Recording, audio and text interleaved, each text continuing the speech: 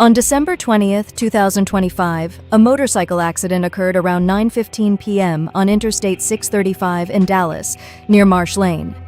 According to reports, a 2005 Suzuki GSX750 collided with a 2021 Mercedes-Benz GLE and caught fire.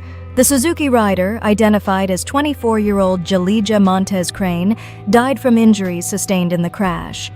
Another motorcyclist, a 23-year-old man riding a 2013 Kawasaki ZX600, was seriously injured.